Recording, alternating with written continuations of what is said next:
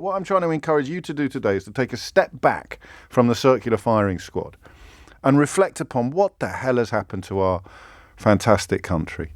How have we ended up putting our future, our fate, and our international reputation in the hands of two superannuated schoolboys who now can't stop squabbling? He's a liar. No, you're a liar. You're a liar. My dad's bigger than your dad. This is the United Kingdom. This is Great Britain. This is England, Scotland, Wales, Northern Ireland.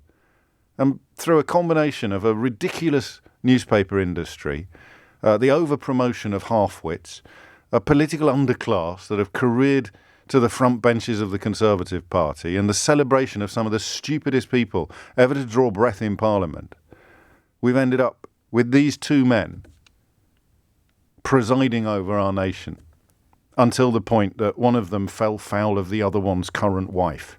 And this is beyond Albert Square, isn't it? The sheer petty, pathetic triviality of it. So what happened to the one that was in charge? He fell out with the other one's wife. Really? You mean like Phil and Grant, when one of them had the affair with Sharon? Well, they didn't actually have an affair, but they fell out. So Cummings was the master plan. Cummings was the genius. He came in with Johnson. Johnson was just the front man. Right? He was just the face of the operation. Cummings was the brains. Johnson was the face. Together they were going to rebuild Britain in their own magnificent Brexity image. But it all went wrong because the brains fell out with the face's wife. And you're still waving your little flags and claiming that you're patriotic for supporting these people. Unbelievable. Oh, let's play the national anthem and forget about the fact that they're bringing our country to its knees while arguing with each other about who's the biggest liar. I came on air this morning quite amused, quite diverted, quite entertained, with very little schadenfreude, because those of us who knew that this was going to happen derived no pleasure whatsoever from seeing it happen. But the more I think about it, the more I contemplate the carnage that's been wreaked upon our country and our political reputation, the angrier I get. Oh, I bet you're happy now. Dominic Cummings sticking the knife in Boris. Of course I'm not bloody happy. I live here. This is my country. This is where I'm going to raise my children. And you've done this. You've put these men in charge. These pathetic men who still can't stop squabbling with each other about who's got the biggest plan, who's got the best ideas, who's the biggest liar. Talk to me about patriotism, honestly. And Keir Starmer could pull his bloody socks up as well while we're at it, frankly. Why isn't he landing more punches on these people? It's pathetic. Look at the state of the country. We've got a massive cost of living crisis on the horizon. You've got a Secretary of State for Culture complaining about the BBC. Got an enormous energy price crisis right around the corner. And Priti Patel's talking about sending the Royal Navy into the Channel to turn away a few kids in boats. Unbelievable. Dominic Raab doing the rounds this morning. Dominic Raab.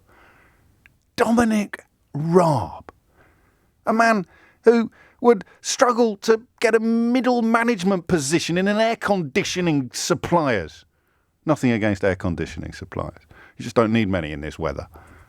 Dominic Raab, Deputy Prime Minister. Look at the state. There's a wonderful song. I love it, by an artist called Melanie. I don't know whether you're familiar with her, and I've got no idea what the song's really about. I just get transported whenever I listen to it. Look what they've done to my song, Ma. Well, look what they've done to my country. The Daily Mail today, 2 pages. The best-selling newspaper in the country, on Keir Starmer not breaking any rules when he had a beer in a constituency office in the northeast of England in 2021. A story that was reported in May of last year, but which they've been rendered so desperate by their hero's serial misbehaviour, they've had to pretend that it's suddenly relevant again. And claiming now campaigners weren't supposed to meet indoors. People swallow this stuff. This is fake news, Donald Trump style. Campaigners. Keir Starmer's not a campaigner in an election campaign. He's the leader of the Labour Party with a team of advisors. Campaigners, rules for campaigners were about the bloke from number 43 in a bobble hat who goes out handing leaflets in the shopping centre every Sunday. They're the ones that weren't allowed to meet indoors. It doesn't apply to the leader of the opposition in the run-up to an actual election. It's just nuts. I'll tell you what I really hate. I hate how much they hate you. I hate how much they hate you. I hate the idea of them sitting around an editorial table and think, will they swallow this one, boss? We're going to try and make it about Keir Starmer this week. There's a few tame broadcasters that will probably go along with it. There's a few backbenchers who are too stupid to tell you what day it is or swallow whatever we feed them. We're going to try and make it about Keir Starmer this week, boss. And they sit there and they hate you so much. They look at each other and go, yeah, let's do it. We put Johnson in Downing Street. We fated Dominic Cummings as some sort of political genius. We looked the other way when he had to walk the plank after falling out with the Prime Minister's wife. We've inflicted Brexit upon this country. We've turned the people against judges. We've turned the people against MPs. We've set loose the dogs that have led to death threats and actual assassinations in this country. We've done all of that. So what are we going to do today? What are we going to do this week? We've got a Prime Minister riddled with scandal, with deceit, with dishonesty, riddled with it. And then you've got a leader of the opposition, imperfect, dull, but decent. Let's go after him. And let's take our rabid readers with us. That's what I hate. I hate how much they hate you. And Dominic Cummings isn't some sort of avenging angel here to clear out the Augean stables of Boris Johnson's premiership like a latter-day Hercules. He's just a, I nearly swore. He is just a scorned mistress.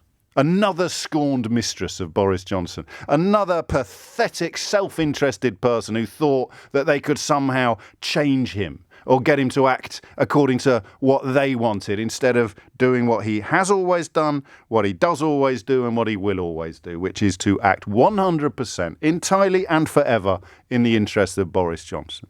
Cummings thought he was clever enough. Jennifer Arcuri thought she was cute enough. God knows what the rest of them thought they were. But nothing is big enough. Nothing is big enough to dwarf Boris Johnson's love of Boris Johnson. And that's why he's hiding. But that's what I really hate. I hate how much they hate you. Well, I've got no idea where that came from, but I feel a heck of a lot better now.